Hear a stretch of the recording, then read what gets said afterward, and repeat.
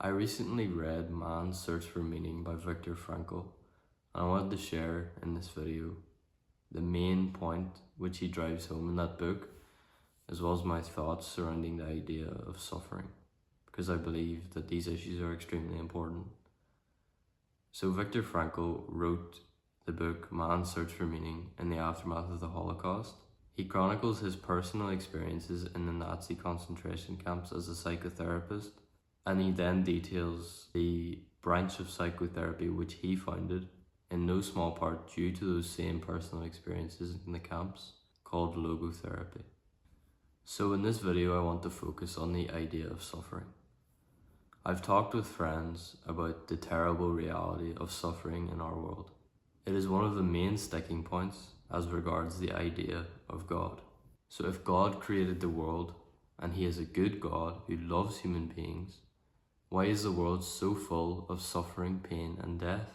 You expect me to worship a God who caused that to happen, who caused babies to die of bone cancer when they are only weeks old? There is a loaded set of questions, a set of questions which have plagued humanity at least since the first written records we have. A set of questions which I certainly do not have any kind of a complete answer to. However, I do believe in God, inasmuch as my personality is whole, which it isn't. I believe in God, but I do not act as if I believe in God in every waking minute. I am not master in my own house. There are certainly actions which I take which have violated my belief in God. However, insofar as my personality is whole, I believe in God. I've decided not to curse reality and God himself because of the sufferings in this world. I instead have decided that there is good to be found in this world, and that I, as an individual, have an indispensable role to play by taking on the quest to find it. I believe the exact same for every single one of you watching this video. This is a worldview that has added immense value to my life, and therefore I want to offer up my thoughts for your contemplation, as there is a possibility that it may help someone else as well. But first, before I get into my own thoughts, allow me to detail 3 incredible insights that I gained from Viktor Frankl's book. So Frankl, of course, wrestled with these types of existential questions in the concentration camps because he was a psychotherapist, and because he was in the concentration camps. Every single waking second of your life is suffering in those types of places, and therefore these questions cannot be avoided. You cannot help but ask yourself these types of questions. Is there meaning to life? Is there meaning to my suffering? And so the 3 insights that I'm going to talk about are very, very relevant. The first insight is, it doesn't matter what we expect from life. What truly matters is what life expects from us. What does this mean? It means that each and every one of us has some serious responsibility thrown at us in life. We each have unique abilities, talents, and personalities which without us would be lost to the world. Realizing our full potential is a massive responsibility. However, the spirit of the greatest good expects that from us. Life, beautiful and prosperous life, needs us to face up to the responsibility of fulfilling our potential for it to come into being. For prosperous and beautiful life to exist, each and every one of us has to fulfill our maximum potential. That would be the establishment of heaven on earth. Regardless of what it is we want in any given moment, regardless of what it is we are expecting from life, what life expects from us is more important. Frankl himself is a perfect example of this. He was incredibly intelligent, and if he had decided to curse God and being itself because of the terrible, unimaginable suffering that he was experiencing, the suffering that he could not see the end of, then the world would have lost the incredible insights that he provided for us forever. So much good came from his life because he refused to give up and we have to believe that the same is true for us and for the suffering in our lives. Frankl explains this much better in his own words, so allow me to read you a passage from the book. I remember 2 cases of would-be suicide, which bore a striking similarity to each other. Both men had talked of their intentions to commit suicide. Both used the typical argument. They had nothing more to expect from life. In both cases, it was a question of getting them to realize that life was still expecting something from them. Something in the future was expected of them. We found, in fact, that for the one, it was his child who he adored and who was waiting for him in a foreign country. For the other, it was a thing, not a person. This man was a scientist who had written a series of books which needed to be finished. His work could not be done by anyone else, any more than another person could ever take the place of the father in his child's affections. The second insight that I wish to talk about is related to the behaviour of the prisoners in the concentration camps. Frankl tells us that some men acted like swine, while others acted like saints. In the book, Frankl tells us, Sigmund Freud once asserted, "Let one attempt to expose a number of the most diverse people uniformly to hunger. With the increase of the imperative urge to hunger, all individual differences will blur, and in their stead will appear the uniform expression of the one unstilled urge." Thank heaven, Sigmund Freud was spared knowing the concentration camps from inside. There, the individual differences did not blur, but on the contrary, people became more different. People unmasked themselves, both the swine and the saints. Why is this interesting? Because it tells us that there is truly no limit to the creative potential of man. Even in the most dire of circumstances, when his primal urges could not be stronger, man is not necessarily reduced to an expression of those instincts. Even when our survival is at stake, we still have the ability to override our basic motivational systems. The individual is so much more than his primal instincts. It tells us a lot about who we could be to see others acting with such courage. Allow me to add another dimension to this idea. Frankl writes, on the average, only those prisoners could keep alive who, after years of trekking from camp to camp, had lost all scruples in their fight for existence. They were prepared to use every means, honest and otherwise, even brutal force, theft, betrayal of their friends, in order to save themselves. We who have come back, by the aid of many lucky chances or miracles, whatever one may choose to call them, we know the best of us did not return. That is when you know you're in hell. When moral courage and facing up to the terrors laying themselves in front of you results in you not making it out alive. I don't believe that it was the essence of our reality that caused such conditions to arise. I don't believe that even such dire circumstances as these should cause us to curse reality. To me, it shows that people can bring about hell on earth as well as heaven, and not just for themselves.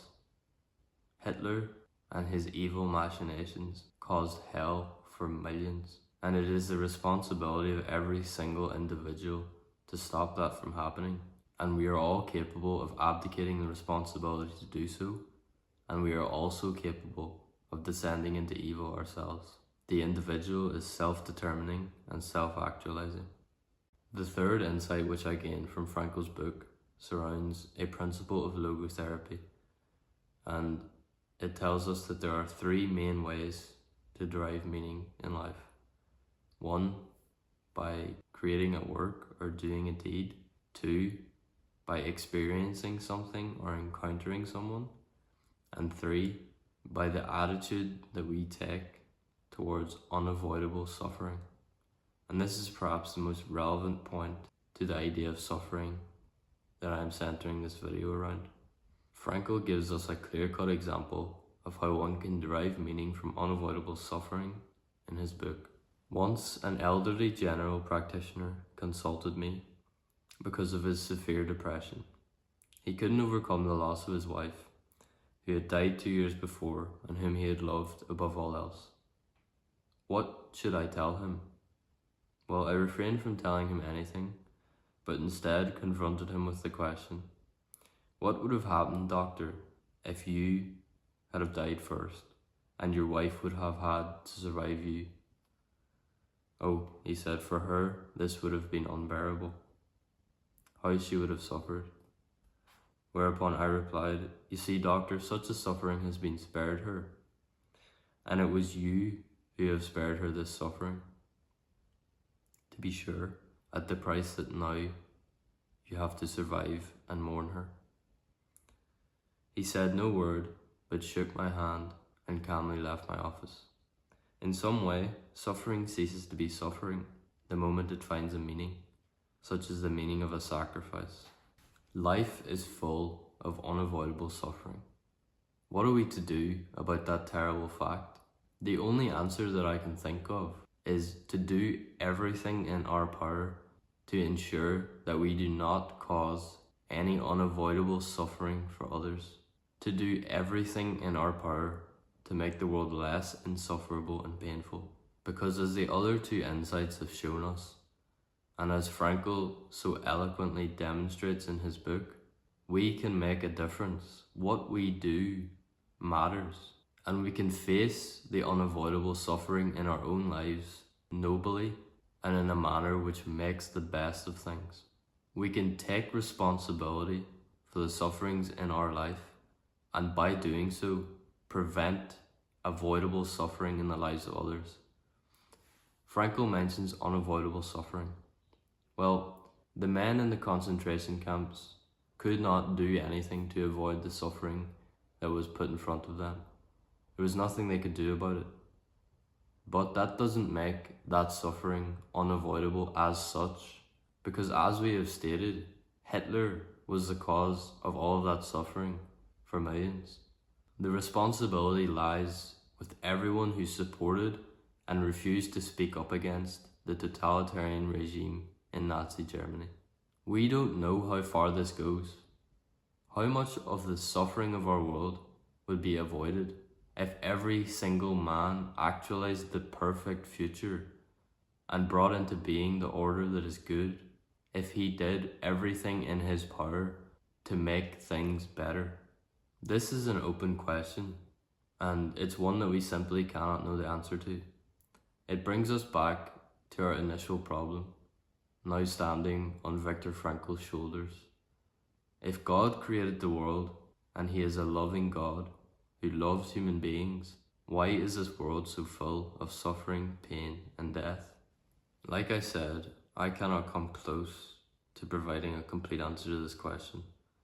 But here's a different question, which you might want to ask yourself.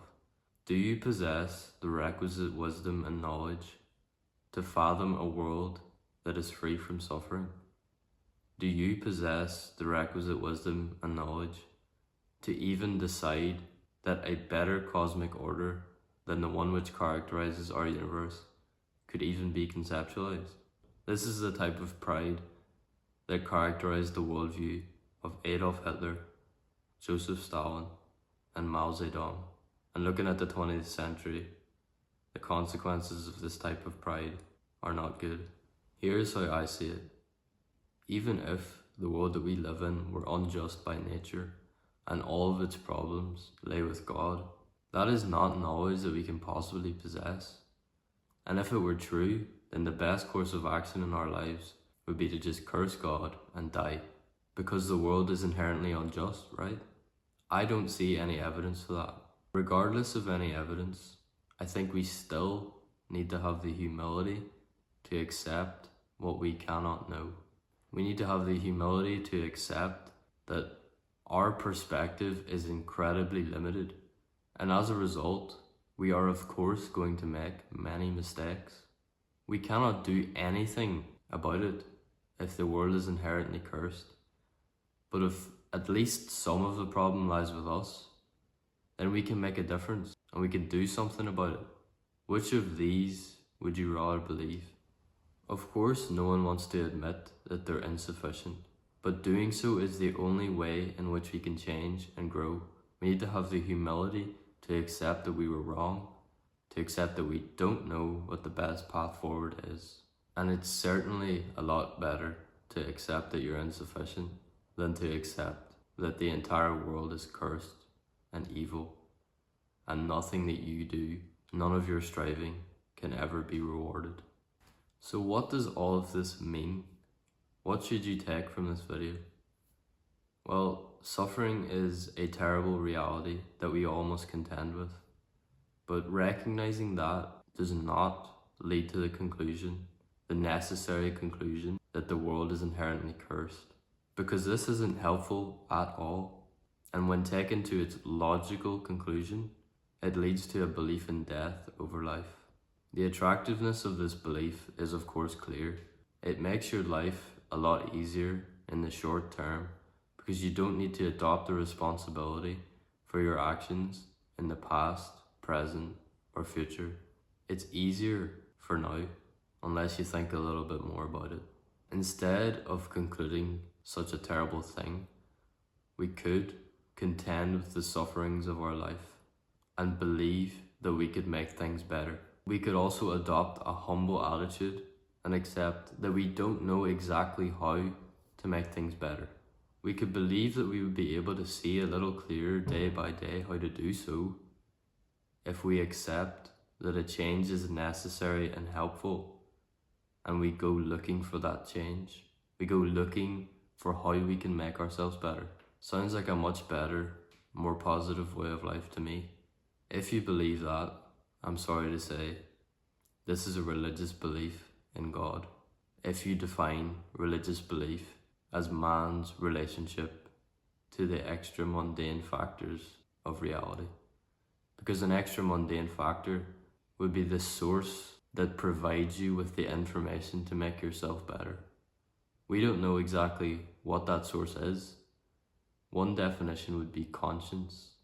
And God is defined as the spirit of conscience in the biblical stories many times, as the spirit which reveals to you in your humility how you could be better, the spirit which answers your properly oriented prayers.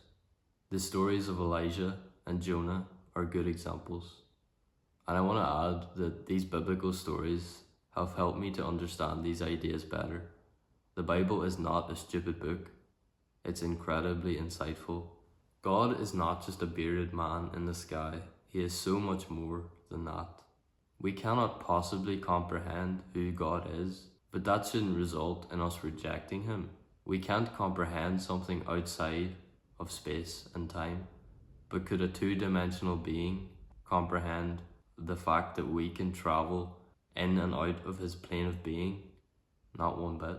So have some humility, as I cannot stress enough how much my life has improved as a consequence. The fact of suffering is not a reason to abdicate the responsibility to attack life head on, because if you don't do that, more suffering, more unavoidable suffering is going to be generated because of that.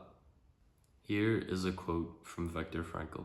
Live as if you were living for the second time and had acted as wrongly the first time as you're about to act now. Thank you so much for watching, and I really hope that the ideas in this video might have helped someone else as they've helped me. Thanks again, and God bless.